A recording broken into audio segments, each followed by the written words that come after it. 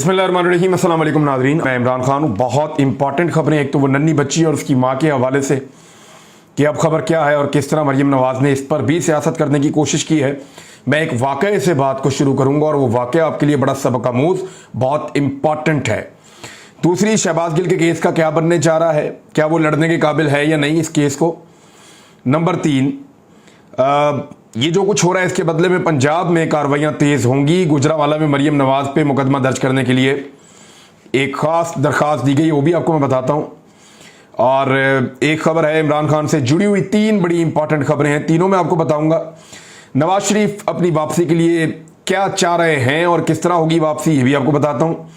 Economy को मजीद तबाह बर्बाद कर दिया इम्पोर्टेड सरकार ने। शहबाज स्पीड ने एक नया और अनोखा कारनामा कर दिया, वो भी आपको मैं बताऊंगा। और जो फंडिंग केस है उसमें अदालत में हुकूमत को अब शर्मिंदगी हो रही है पाकिस्तान तहरीक इंसाफ के मुकाबले में। ये सारी चीज़ें आपको इस वीलॉग में बताऊंगा, लेकिन सबसे पहले आपको एक ट्वीट पढ़ के सुनाता हूँ। ये शहबाज गिल ने ट्वीट किया था आज से 3 दिन पहले, और यानी उनकी गिरफ्तारी से 1 दिन पहले का ये वाकया है। शहबाज गिल ने जो ट्वीट लिखा, इसको मैं आपको इसलिए पढ़कर सुना रहा हूं कि ये वो वाकया है जो मैं आपको बताना चाह रहा था। बंदा आपको मैं बताता हूं। शहबाज गिल लिखते हैं कि खान से इश्क क्यों ना करे कोई, जिसने खान को 2 दफा धोखा दिया, घटिया जुबान इस्तेमाल की, नुकसान पहुंचाया। कल रात उनके घर की एक औरत हमारे एक लीडर के घर पहुंची और माफ़ी की तलब की। मुझे मैसेज आया, मैंने इमरान खान से रब्ता किया। तमाम ताकत होने के बावजूद इमरान खान ने एक लम्हे में कहा, अल्लाह माफ़ करने वालों को पसंद करता है। माएँ बहनें साझी होती हैं, वो जो मांग रही हैं हाँ कर दो और इज़्ज़त और एहतराम से वापस कर दो। और उससे अगले दिन क्या हुआ था पता है आपको?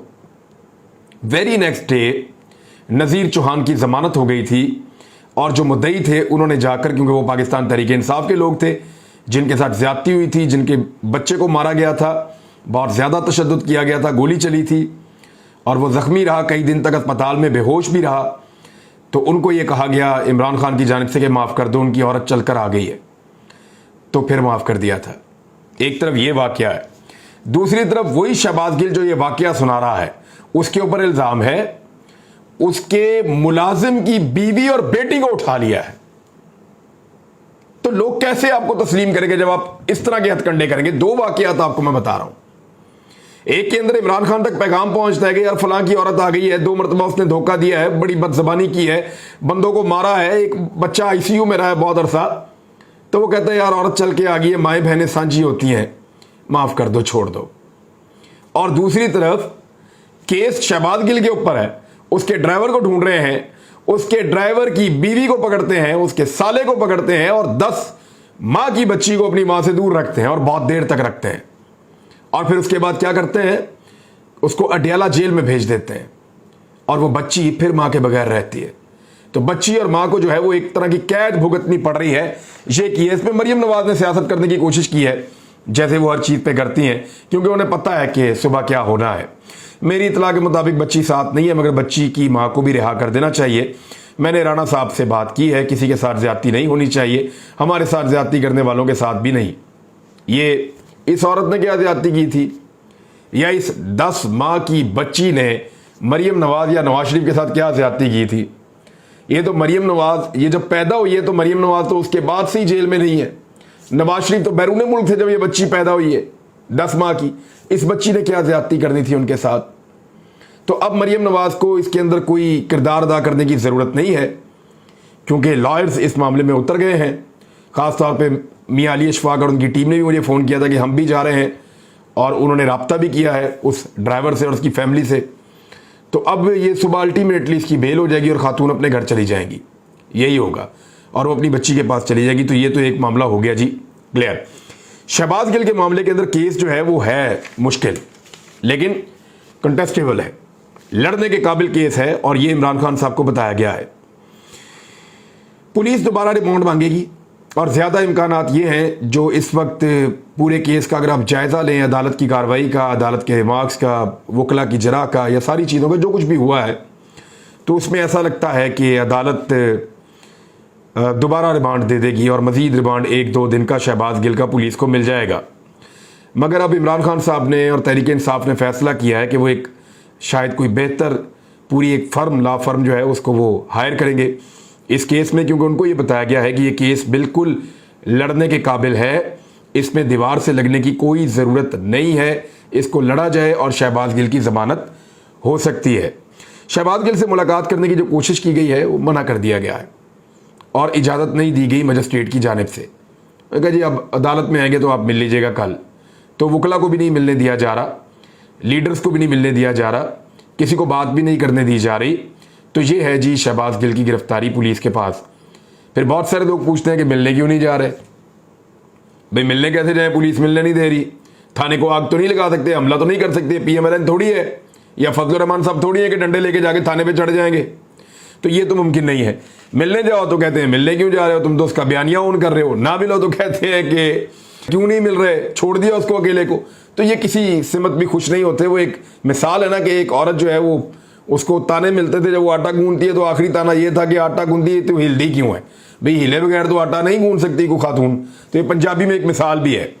उधर पाकिस्तान तहरीक इंसाफ ने एक बड़ा अहम फैसला किया है कि वो कार्रवाई तेज करेंगे किनके खिलाफ, PMLN के उन लोगों के खिलाफ जो 25 मई के वाकये के लिए जिम्मेदार हैं, जिन्होंने 25 मई वाले दिन शदीद तशद्दुद का मुजाहरा किया, आंसू गैस की शेलिंग की, लोगों की चादर और चार दीवारी का तकद्दुस पामाल किया, लोगों के घरों के अंदर घुसकर जो है उनके बेडरूम्स तक गए, उनको वहां से गिरफ्तार किया, बच्चों को और खवातीन को हरासा किया।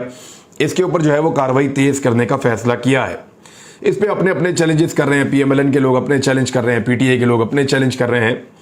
और इसमें कुछ 12 SHOs भी मुअत्तल कर दिए गए हैं और कार्रवाई को तेज करने का इशारा दिया जा रहा है। मेरे ख्याल में 12 SHOs को मुअत्तल करने से तो कोई फर्क नहीं पड़ता, वो उधर ही रहे तो फिर भी कोई फर्क नहीं पड़ता। कल तक जो हुकूमत थी वो 12 SHOs उनकी बात मान रहे थे, आज आपकी हुकूमत है, आप उन्हें कुछ कहकर देख लें, वो 12 SHOs आपकी बात भी वैसे ही मान लेंगे। ये तो मोहरे होते हैं। यानी मुझे मेरे लॉयर ने कहा, मुझे कुछ और लोगों ने भी कहा कि आपको पता है कि आपके साथ किस किस ने क्या क्या जुल्म किया, या आप जब गिरफ्तार थे कौन कौन क्या करता था, आप बता सकते हैं। मैंने कहा मुझे सबका पता है। तो मुझे ये कहा गया कि आप कार्रवाई करवाएं उनके खिलाफ। तो मैंने कहा जी मोहरों के खिलाफ मैं क्या कार्रवाई कराऊं, तो मोहरे हैं जो असल में उनकी डोरें हिला रहा था, कार्रवाई उनके खिलाफ होनी चाहिए। अब जब तक पाकिस्तान तहरीक इंसाफ बड़े ब्यूरोक्रेट्स को और बड़े पुलिस अफसरान को जिम्मेदार नहीं ठहराएगी, उनके खिलाफ कार्रवाई नहीं करेगी, उनके ऊपर केसेस नहीं बनाएगी, तब तक कुछ भी नहीं हो सकता। ये तो बेचारे मोरे, इनको उन्होंने PMLN के कहने पे तमाशा लगा दिया था या कुछ ताकतवर लोगों के, लेकिन आप उन्हें वो बात कहेंगे वो भी तमाशा लगा देंगे, फिर आपके कहने पे भी लगा देंगे और वही सारा कुछ करके देख लेंगे। इमरान खान साहब के हवाले से जो 3 खबरें हैं उनमें पहली खबर तो ये है कि इमरान खान साहब ने अपने इंटरव्यू में इंकशाफ किया कि इमरान खान को और पाकिस्तान तहरीक इंसाफ को कमज़ोर करना है अगले 1 महीने के अंदर अंदर। कमज़ोर करने के लिए एक बयानिया बनाया जाता है। जब भी किसी पार्टी को तबाह बर्बाद करना होता है तो उससे पहले उस पार्टी के खिलाफ एक बयानिया बनाया जाता है। और बहुत सारी पार्टियां हमने पाकिस्तान में तबाह बर्बाद होती हुई देखी हैं, उनके टुकड़े होते हुए देखे हैं, उनको ख़राब होते हुए देखा है।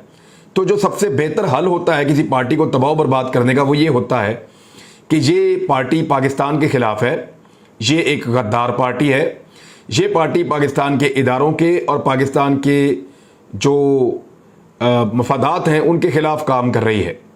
तो जब आप ये साबित कर देते हैं या पाकिस्तान के ताकतवर हलकों में ये चीज़ साबित हो जाती है, तो फिर उसके बाद उस पार्टी की तबाही और बर्बादी को कोई नहीं रोक सकता।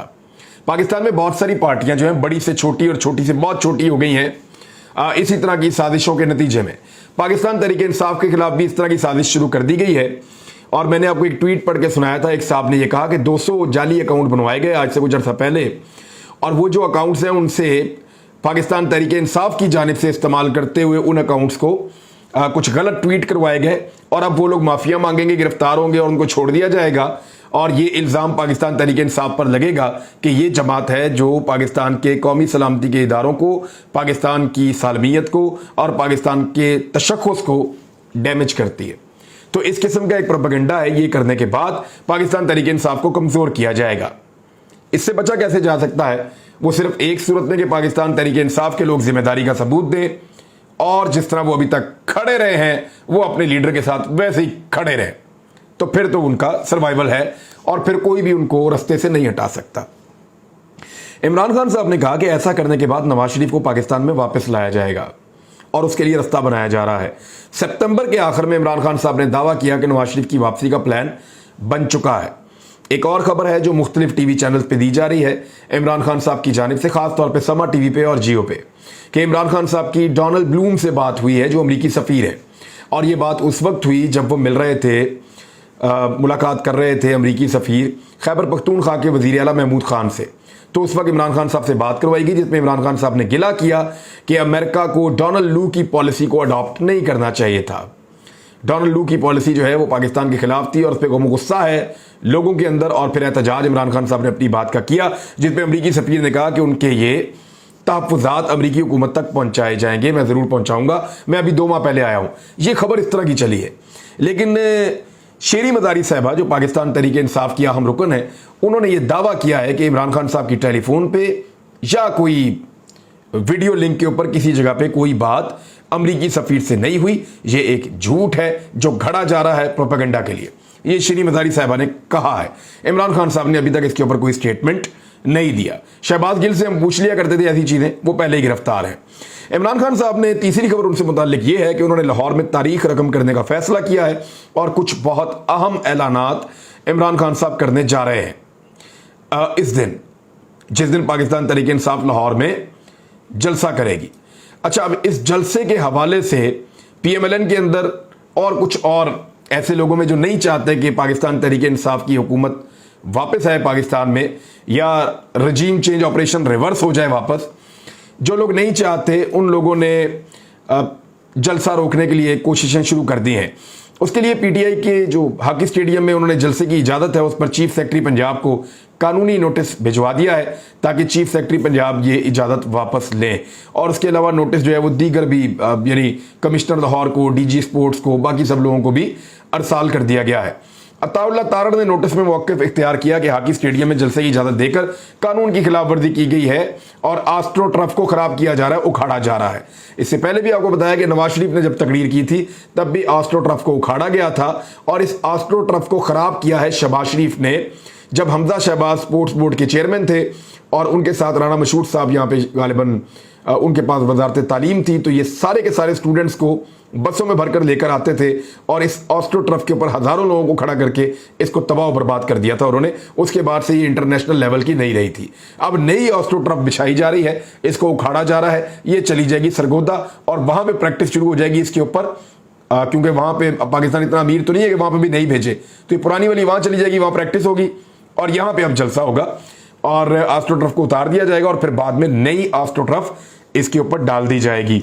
ये असल में खबर है। नवाज शरीफ के हवाले से जो खबर है वो मैं आपको बता देता हूं। नवाज शरीफ ने अपनी महफूज वतन वापसी के लिए एक शर्त रख दी है। ये खबर जो है वो नई अशरफ भट्ट साहब ने दी है। उन्होंने कहा कि उन्होंने चंद रहनुमाओं से बातचीत की है, उनके कुछ बैक डोर चैनल राब्ते भी हो रहे हैं। किससे राब्ते हो रहे हैं इसके बारे में नहीं अभी डिस्क्लोज किया गया, लेकिन यह है कि नवाज शरीफ साहब के राब्ते हो रहे हैं। और कुछ और खबरें भी चल रही हैं बरतानिया से और सोशल मीडिया पे बहुत ज़्यादा गर्दिश कर रही हैं कि नवाज शरीफ की लंदन में अहम मुलाकातों का कुछ चर्चा है। लेकिन चलें उस बात को हम छोड़ देते हैं। नवाज शरीफ साहब जो बैकडोर चैनल राब्ते कर रहे हैं और वापस आना चाहते हैं, उसमें उन्होंने कहा कि मेरी इंतखाबात से कबल महफूज वतन वापसी को यकीनी बनाया जाए। पहली शर्त कि मैं महफूज तरीके से पाकिस्तान वापस लैंड करूंगा और अपने घर तक जाऊंगा। दूसरी शर्त, तमाम सियासी जमातों और क़यादत को लेवल प्लेइंग फील्ड मिलनी चाहिए। ये वो चीज़ है जिस पर इमरान खान साहब कहते हैं कि पहले मुझे नाअहल करने की कोशिश की जाएगी, उसके बाद एक सौदेबाजी की जाएगी कि नवाज शरीफ को भी अहल कर देते हैं, इनको भी सबको अहल कर देते हैं, जहांगीर तरीन को भी कर देते हैं, तरीन साहब भी कोई पार्टी अपनी बना लेंगे। तो ये अब एक और जो है वो मामला तैयार किया जा रहा है।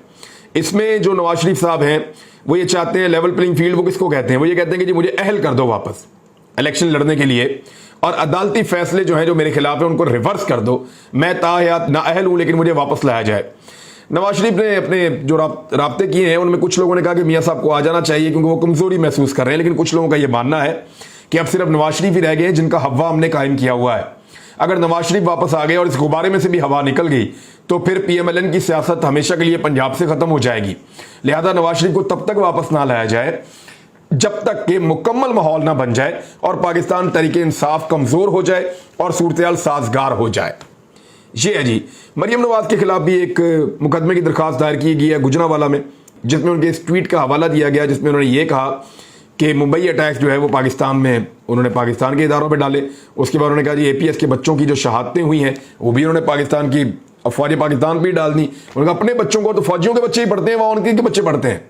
तो इस तरह का उनका जो ट्वीट है उसका भी हवाला दिया गया और बाकी चीज़ें बताई गई और कहा गया कि मरियम नवाज के ऊपर मुकदमा दर्ज किया जाए। गुजरावाला के एक शहरी ने दरखास्त दी है। बिजली की कीमतों में बदतरीन इजाफा शुरू हो गया है नाजरीन, और पाकिस्तान के अंदर जो बिजली की कीमत है वो तकरीबन दोबारा 4 रुपये के करीब बढ़ाई जा रही है, जबकि 11 रुपये के करीब जो है वो बिजली की कीमत जो है वो कराची में बढ़ रही है। ये बड़ा अनफॉर्चुनेट है।